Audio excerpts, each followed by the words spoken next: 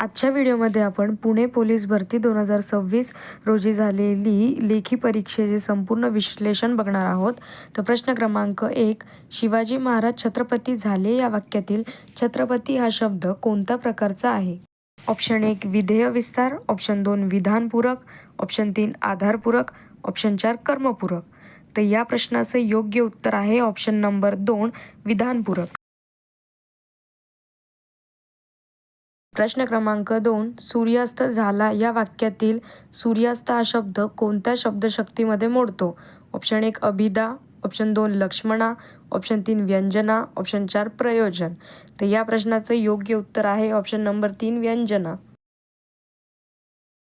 प्रश्न क्रमांक 3, खालीलपैकी अर्थहीन सहाय्यक क्रियापद कोणते? ऑप्शन 1 दे, ऑप्शन 2 कर, ऑप्शन 3 जा, ऑप्शन 4 हो. तर या प्रश्नाचं योग्य उत्तर आहे ऑप्शन नंबर 4 हो. हे अर्थहीन सहाय्यक क्रियापद आहे. प्रश्न क्रमांक 4, अष्टभुजा हा शब्द खालीलपैकी कोणती विभक्ती आहे? ऑप्शन 1 चतुर्थी, ऑप्शन 2 पंचमी, ऑप्शन 3 षष्ठी, ऑप्शन 4 तृतीया. तर या प्रश्नाचं योग्य उत्तर आहे ऑप्शन नंबर 1 चतुर्थी. अष्टभुजा मध्ये चतुर्थी ही विभक्ती येते. प्रश्न क्रमांक 5, त्याला कधी मारले जाईल याचा नेम नाही हा कोणता प्रयोग आहे? ऑप्शन 1 शक्य भावे, ऑप्शन 2 समापन भावे, ऑप्शन 3 पुराण भावे, ऑप्शन 4 नवीन भावे. तर या प्रश्नाचं योग्य प्रयोग आहे ऑप्शन नंबर 4 नवीन भावे. या प्रश्नात नवीन भावे हा प्रयोग झालेला आहे. प्रश्न क्रमांक 6, मंडईत आज खूप आंबा आला या वाक्यातील आंबा या शब्दाचे वचन ओळखा.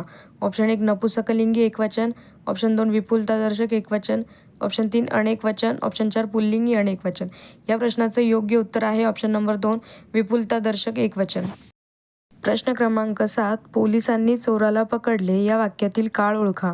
ऑप्शन 1 पूर्ण भूतकाळ, ऑप्शन 2 साधा वर्तमान काळ, ऑप्शन 3 पूर्ण वर्तमान काळ, ऑप्शन 4 साधा वर्तमान काळ. तर या प्रश्नाचं योग्य उत्तर आहे ऑप्शन नंबर 4 साधा वर्तमान भूतकाळ. प्रश्न क्रमांक 8, खालील पर्यायी उत्तरातील गटाबाहेरचा शब्द असलेले पर्याय उत्तर कोणते?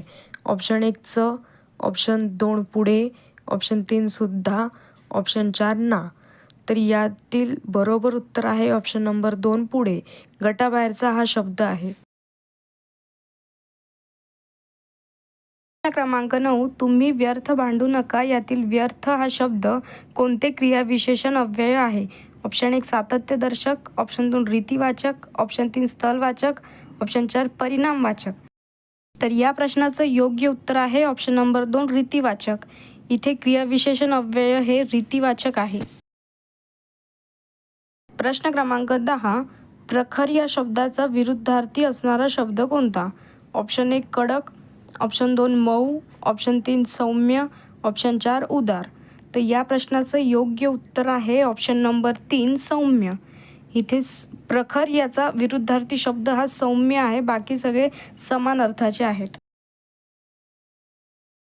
प्रश्न क्रमांक 11, पुष्कळ द्रव्य मिळणे या अर्थाचा वाक्प्रचार खालीलपैकी कोणता? ऑप्शन 1 आकाश ठेंगणे होणे, ऑप्शन 2 मोक्ष मिळणे, ऑप्शन 3 उखळ पांढरे होणे, ऑप्शन 4 घागरगडचा सुभेदार होणे. तर या प्रश्नाचं योग्य उत्तर आहे ऑप्शन नंबर 3 उखळ पांढरे होणे. पुष्कळ द्रव्य म्हणजे उखळ पांढरे होणे. प्रश्न क्रमांक 12, बोधपर वचन या शब्दसमूहासाठी दिलेला योग्य पर्याय ओळखा. ऑप्शन 1 सुभाषित, ऑप्शन 2 सुविचार, ऑप्शन 3 ब्रीदवाक्य, ऑप्शन 4 सारांश. तर या प्रश्नाचं योग्य उत्तर आहे ऑप्शन नंबर 1 सुभाषित.